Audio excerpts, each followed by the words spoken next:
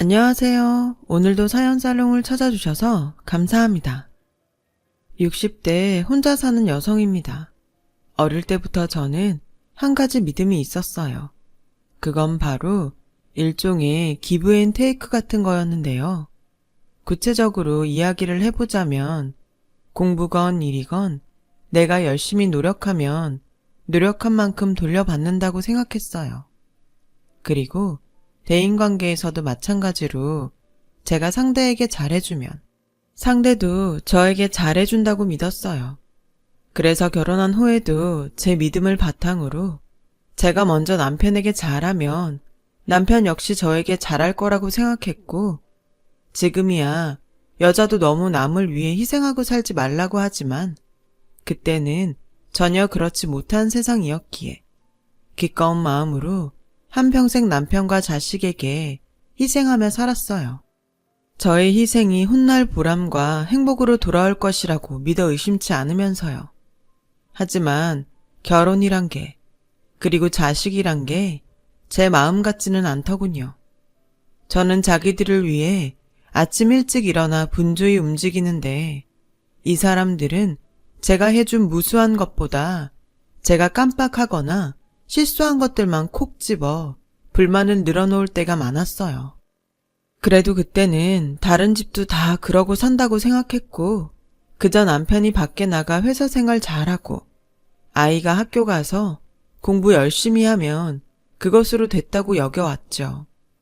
지금에서 지난 시간들을 되돌아보면 저는 누가 그렇게 살라고 한 것도 아닌데 신기할 정도로 뭐 하나 튀지 않는 평범한 사람이었는데요. 남들이 말하는 결혼 정년기에, 그것도 딱 좋다고 하는 4살 연상의 회사원 남편과 결혼을 했고 1년 뒤 딸아이를 낳으면서 저는 다니던 직장을 그만두고 전업주부가 되었어요. 직장을 그만두면서도 저는 그 어떤 미련도 없었는데요. 보통 그 시기엔 당사자인 저도 그렇고 많은 여자들이 결혼을 하면 당연히 직장을 그만두고 가정을 위해 생활하는 것이 일반적인지라 그것이 순리라고 여겼던 것 같아요. 참 어리석었죠. 저는 제 인생이 어떤 TV 속 화려한 삶은 아닐지라도 안정적이고 평탄한 삶이라고 생각했고 앞으로 계속 그렇게 살 거라고 순진하게 믿었어요. 하지만 아이가 중학교 3학년이 될 즈음 저의 불행은 시작되었어요.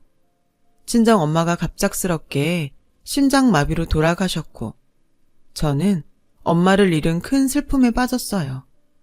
그리고 그 슬픔을 치유하기도 전에 남편은 밖에서 바람을 피웠어요.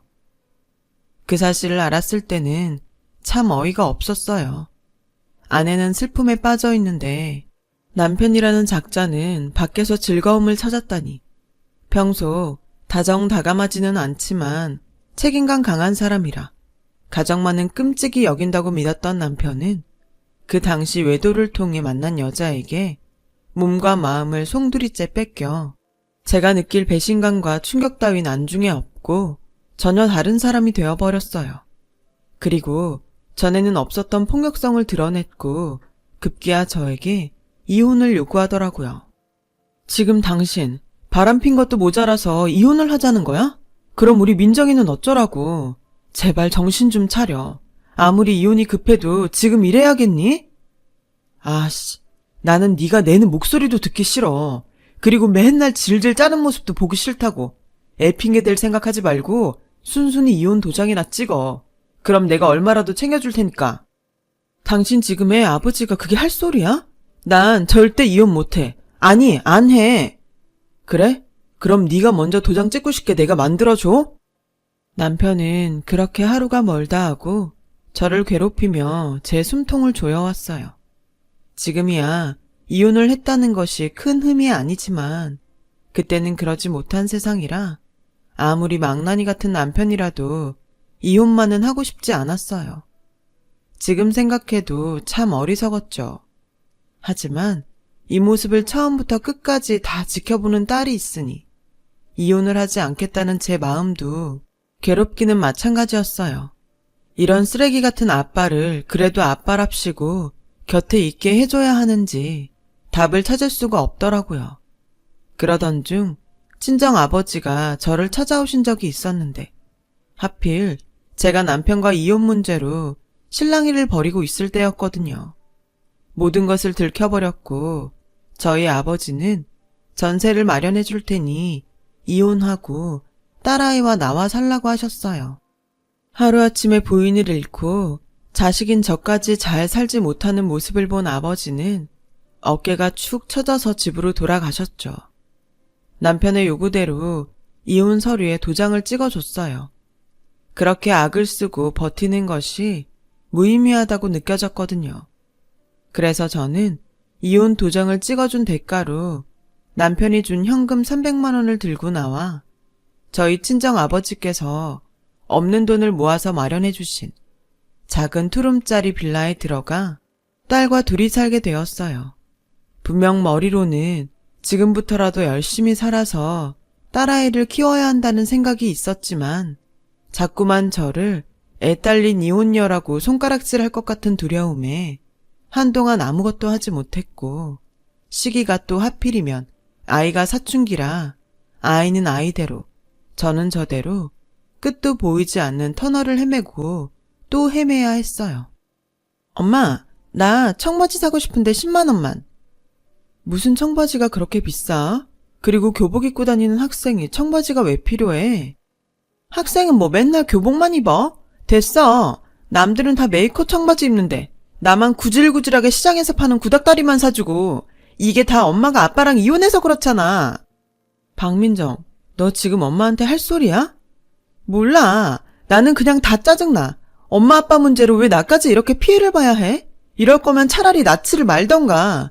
나 학교에서 가난하다고 따돌림 당하면 그건 다 엄마 때문이야.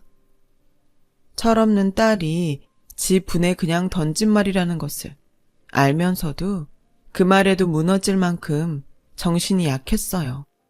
하지만 언제까지 이러고 지낼 수는 없기에 적어도 하나밖에 없는 딸을 지키기 위해서 이를 악물고 살자고 결심했었죠. 처음엔 이런저라도 제대로 된 직장을 구하고 싶었어요.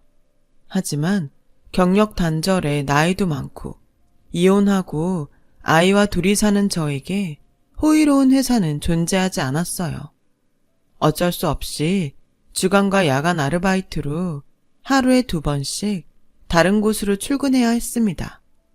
또 자투리 시간은 집안에서 할 수 있는 부업들을 하며 정말 죽기 살기로 일하며 버틴다는 일념으로 살았어요. 그렇게 시간이 흘렀고 딸은 고3이 되었죠. 없는 형편이라 변변히 학원 한번 보내주지 못하는 집인데도 딸아이는 기특하게 공부를 아주 잘했어요.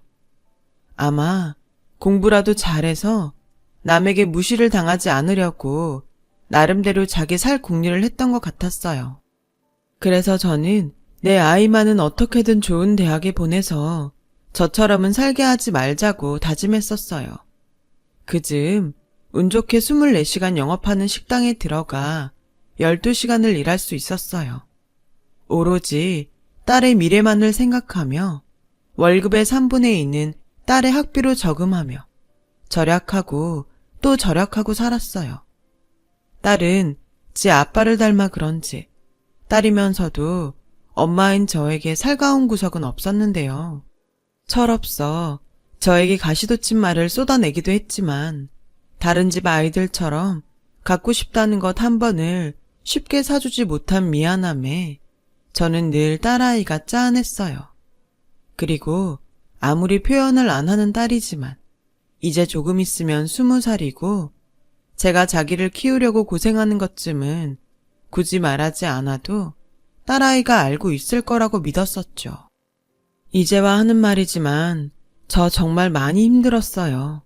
남편의 외도로 이혼한 저에게 세상의 남자들은 저를 쉬운 여자로 생각하며 버젓이 아내와 가정이 있음에도 저에게 흑심을 품고 접근하는 경우도 많았고 여자의 적은 여자라고 겉으로는 안 됐다며 호의를 베풀어주는 듯 하면서 뒤에서는 그런 저의 흉을 보며 없는 이야기까지 만들어 소문을 퍼뜨리는 경우도 있었거든요. 아마 딸아이가 없었다면 아주 조금은 더 나았을지도 모를 일들이 많았지만 거꾸로 딸이 있어 저는 포기하지 않고 세상을 살아갈 수 있었어요. 먼 훗날 다 큰 딸아이와 그때의 그 순간들을 이야기하며 우리 그때 정말 힘들었지만 열심히 살았다. 추억하는 날이 올 거라고 믿으면서요. 그렇게 1년 후 수능 시험을 본 딸아이는 자랑스럽게도 우리나라에서 가장 좋다는 서울대에 붙었습니다. 이날을 위해 그렇게 힘든 시간을 보냈구나 하며 기쁨의 눈물을 흘렸어요. 딸아이는 그렇게 저를 떠나 대학생이 되었고 저는 그동안 모은 돈으로 아이 학비와 아이가 학교를 다니며 지낼 집을 얻어주고 왔는데요. 제 힘으로 딸아이 학교를 보냈다는 뿌듯함이 들었지만 어찌되었건 딸아이와 함께 지내왔었는데 막상 혼자가 되고 보니 옆구리가 회행한 게 쓸쓸한 기분도 들었어요. 그래서 시간이 날 때면 저는 딸아이에게 전화를 걸었고 처음 6개월 정도는 딸아이도 혼자 지내는 것이 좀 그랬는지 연락을 곧 잘해와 저희는 함께 지냈던 시간보다 더 애틋한 관계가 되었어요. 어찌 보면 그때 떨어져 지내지 않았다면 딸과 여전히 서먹서먹하게 지냈을지도 모를 일이었죠. 아무튼 딸의 독립으로 딸은 한층 철이 들었고 저는 살면서 내내 바라던 대로 딸과 서로의 안부를 걱정하고 위하며 친밀한 사이가 되었어요. 그렇게 시간은 흘러 저는 힘들긴 했지만 제 힘으로 휴학 한 번 없이 딸을 졸업시킬 수 있었어요. 그 뒤에는 은근히 다시 함께 살길 바라긴 했지만 딸이 졸업 후 곧장 공기업에 취직이 결정되어서 회사 근처 오피스텔에 들어가 살고 싶어 했거든요. 제 마음은 접고 은행 대출을 받아 오피스텔 전세 보증금을 마련해 주었어요. 저는 고생하느라 볼품없는 중년이 되었지만 제 노력으로 지금까지 커온 딸은 엄마와 딸을 떠나 같은 여자가 봐도 멋있는 커리어 우먼의 모습이었어요. 보기만 해도 뿌듯하고 어찌나 좋은지 밥을 먹지 않아도 배가 부르다는 표현이 이런 거구나 싶더라고요. 하지만 자식을 키운다는 건 끝이 없었어요. 대학을 무사히 졸업시켰지만 딸의 혼사가 남아있으니까요. 또다시 딸의 결혼을 위해 돈을 저금하는 생활을 시작했어요. 주변에서는 딸이 알아서 다 할 텐데 뭘 그렇게 없이 살면서 다 해주려고 고생하냐고 말하는 사람도 있었죠. 아무리 없이 살아도 딸이 결혼하는데 엄마가 돼서 도움은 많이 못 주어도 사위와 시댁에 흠잡히는 일은 없게 해주고 싶더라고요. 그때까지는 저는 여전히 제가 그렇게 고생하면 딸이 잘 되고 행복해져서 덩달아 저도 행복해질 거라고 믿었어요. 그 믿음이 이혼 후 저를 지금까지 살게 했으며 앞으로 살게 하는 힘이었죠. 그런데요, 저의 그간의 생각과 다르게 혼자 살며 연애를 시작한 딸은 어떤 이유에서인지 점점 저를 귀찮아하는 게 느껴졌어요. 처음엔 아무리 엄마라지만 당연히 서운했죠. 하지만 한편으로는 이제 어엿한 사회인으로 자리 잡고 연애도 하는데 당연히 저보다는 자신의 생활이 먼저이지 않을까 이해했죠. 언젠가는 더 철이 들어 다시금 엄마인 저에게 곁을 주길 기다리기로 했어요. 그러다 딸의 27번째 생일이 되었어요. 그날은 연락할 명분도 있어 신이 나서 딸에게 전화를 걸었는데요. 민정아, 다음 주에 네 생일이잖아. 집에 올 거지? 엄마, 나 민우 씨랑 이미 생일하기로 했어. 신경 쓰지 않아도 돼. 에이, 그래도 어떻게 엄마가 딸 생일인데 신경을 안 써. 그럼 미리라도 한번 집에 와. 엄마가 미역국이랑 너 좋아하는 소고기 구워줄게. 됐어. 맨날 돈 없다고 하면서. 그리고 나 요즘 너무 바빠서 주말도 못 쉬어. 그러니까 엄마는 그냥 아무 날 아니라고 생각하고 괜한 돈 쓰지 마요. 딸은 제가 신경 쓰지 않아도 된다고 말하고 싶었는지도 몰라요. 하지만 그 말을 듣는 제 입장은 참 서운하기만 하더라고요. 딸의 생일은 제가 딸을 낳은 날이기도 한데 어떻게 그 날을 아무 날도 아니라고 생각하라는 건지. 게다가 아무리 돈이 아까워도 자식 생일상 차리는 돈이 아까운 엄마가 어디 있겠어요. 저는 딸의 의도를 애써 이해하려고 노력했지만 그래도 서운한 마음은 가시지 않았어요. 아무리 똑똑한 아이여도 엄마를 생각하는 마음은 멀었구나 싶었죠. 그래도 어쩌겠어요. 하나뿐인 제 자식인 것을. 저는 생일 당일 잠깐이라도 딸의 얼굴을 보고 생일 선물 겸 용돈이라도 주고 오고 싶어서 가게 사장님께 어렵게 부탁해 하루 휴가를 받았고 딸이 근무하는 회사 근처로 나름 신경 써서 옷도 입고 머리도 하고 처음으로 가보게 되었어요. 그런데 그곳에서는 저는 살면서 한 번도 생각해 본 적이 없는 그런 일을 겪게 되었는데요. 글쎄, 딸 회사 로비에서 다시는 보고 싶지 않다고 생각한 남편과 낯선 여자를 보게 된 거였죠. 설마, 아니겠지. 저 사람이 어떻게 알고 여기까지 왔겠냐며 저는 혼자 안절부절 못하며 딸에게 전화를 걸었고 전화를 받은 딸은 제가 아직 말도 시작하지 않았는데 엄마, 나 바빠. 회의 들어가야 해서 끊을게. 라며 전화를 끊더라고요. 끊어진 전화에 황당하면서도 그러면 그렇지 하는 생각으로 발걸음을 돌리는데 제 등 뒤에서 아빠! 하는 딸아이 목소리가 들려왔고 저는 심한 충격을 받지 않을 수 없었어요. 딸은 제가 지켜보고 있을 거라는 것은 꿈에도 모르고 남편이 있는 곳으로 달려가 환하게 웃는 얼굴로 제 아빠의 품에 안겼고 딸과 함께 나온 딸의 애인은 마치 익숙하다는 듯 전 남편과 남편의 새 와이프로 보이는 여자에게 인사를 하는데 그 단란한 모습을 보고 있으니 피가 거꾸로 솟는 것 같더라고요. 내가 지를 어떻게 키웠는데.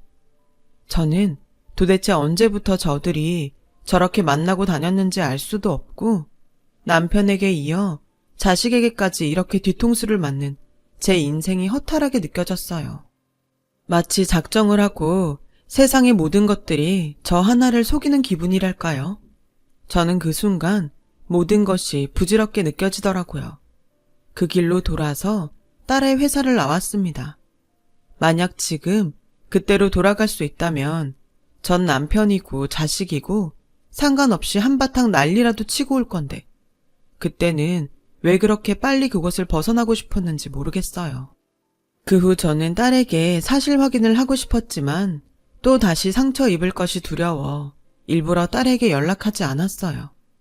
그러던 어느 날 딸이 연락도 없이 집으로 와서는 결혼을 하게 되었다며 저에게 청첩장을 내밀었어요. 황당했죠.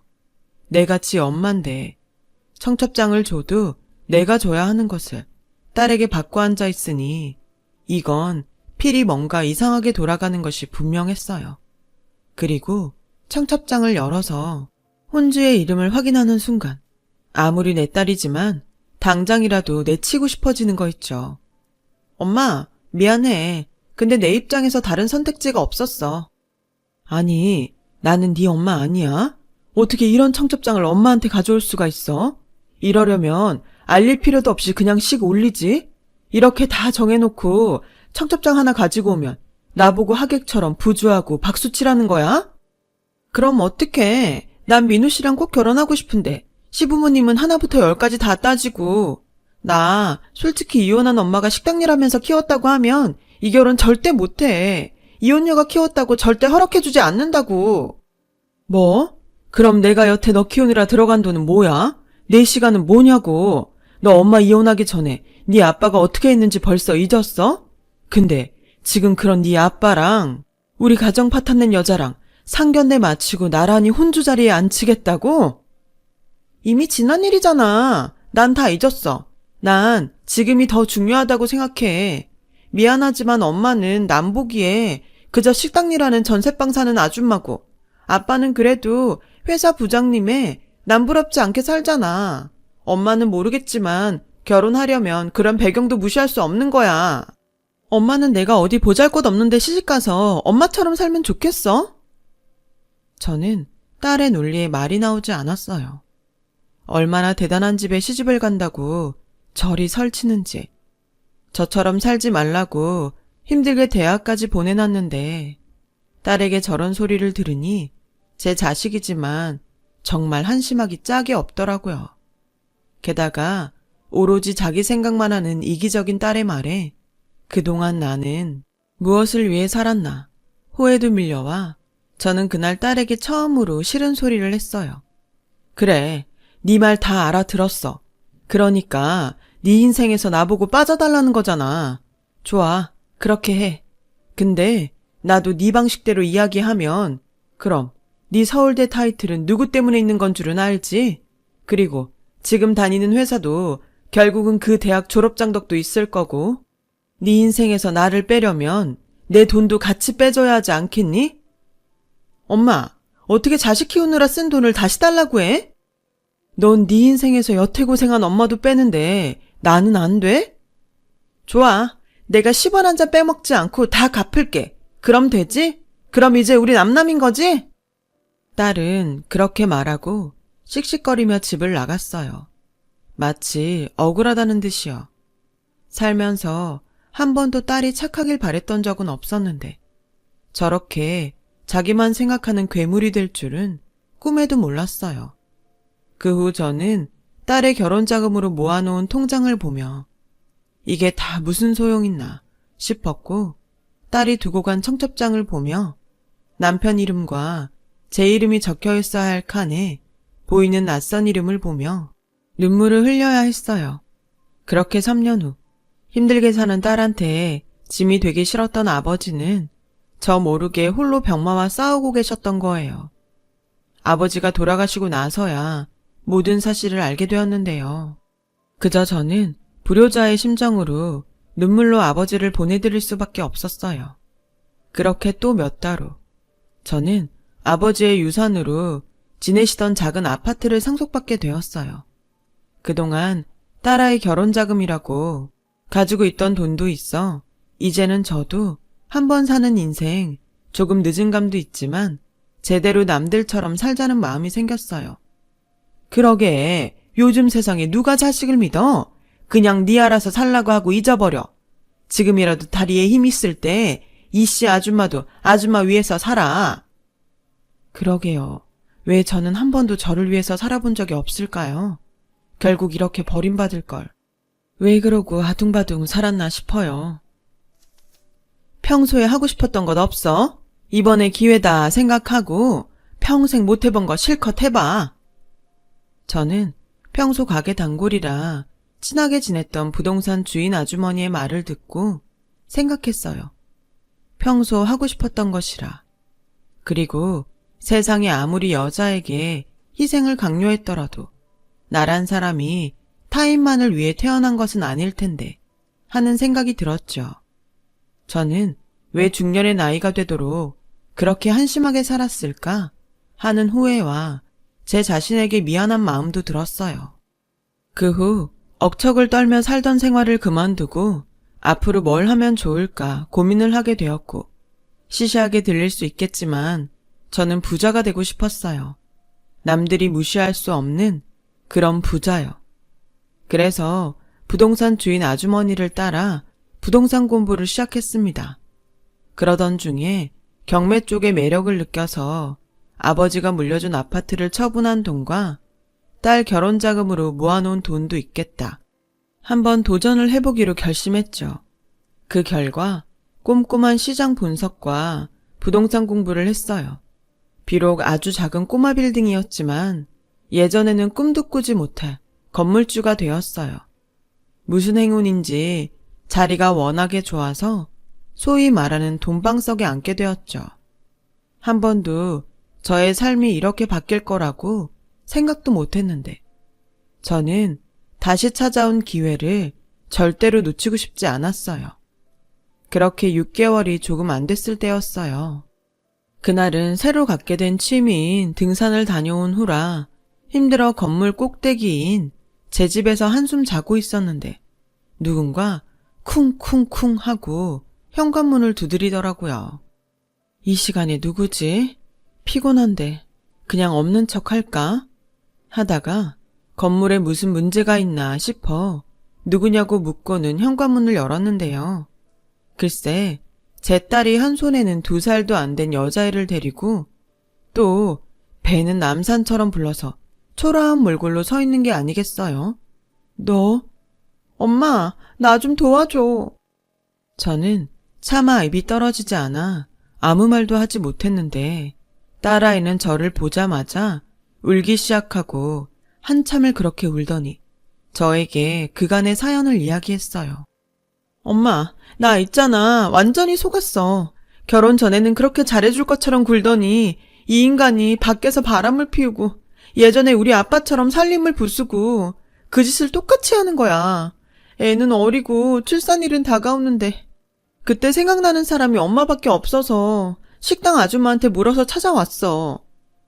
내가 왜 네 엄마야? 네 엄마는 따로 있잖아. 설마 아직까지도 그 일을 마음에 담아두는 거야? 지금 내가 이런데도?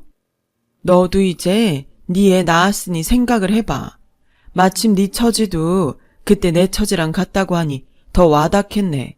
나중에 네 딸이 결혼한다고 하고 너 보고 지 인생에서 빠지라고 하고 네 남편이랑 바람핀 그 여자랑 알콩달콩 한가족 놀이한다고 하면 네 속은 어떻겠니?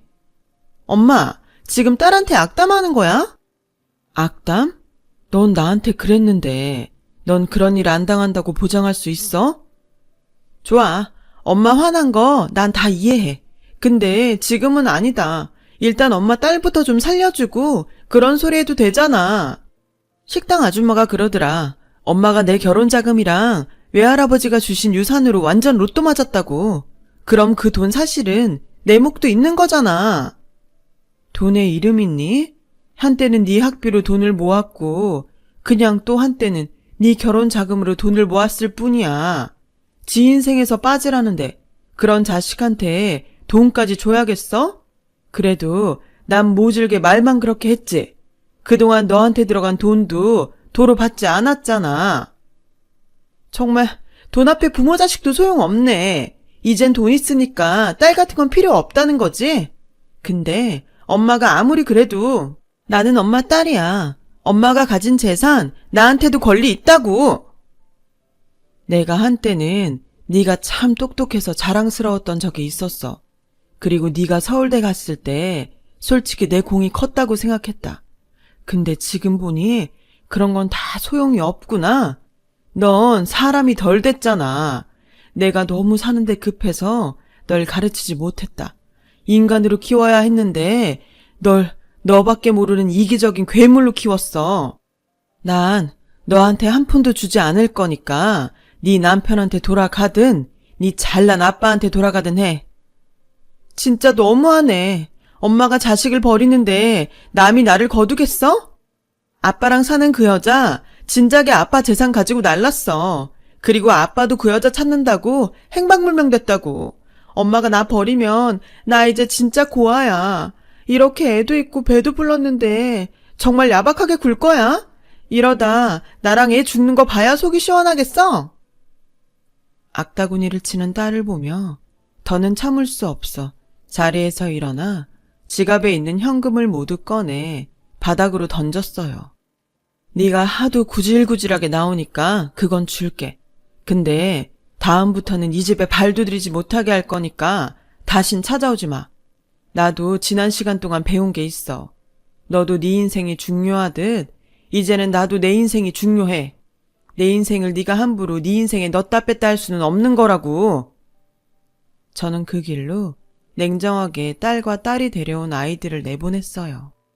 솔직히 부모 자식 간인데 제 속이 좋을 리는 없고 그렇다고 지난 날을 묻고 받아들이기엔 딸은 정신을 덜 차렸기에 받아줄 수 없었죠. 그저 아무것도 모르고 함께 쫓겨난 생전 처음 본 어린 손녀한테 미안할 따름이었어요. 그 후 자존심 센 딸은 다시는 저를 찾아오지 않았어요. 솔직히 그런 딸이라는 것을 알기에 지난 날을 모두 반성하고 저에게 잘못했다고 싹싹 빌면 못 이기는 척 받아주고 그 망할 사위라는 놈을 어떻게든 혼쭐을 낼 마음도 있었는데요. 이놈의 천륜이 뭔지 차라리 그렇게 어미도 버리고 갔으면 잘 살기라도 하지. 어쩌면 남편도 그렇고 딸도 그렇고 인생이 그럴까요? 비록 힘들고 어렵게 살긴 했지만 이제 와 보니 제대로 자기 삶을 사는 사람은 저 하나인 것 같아요.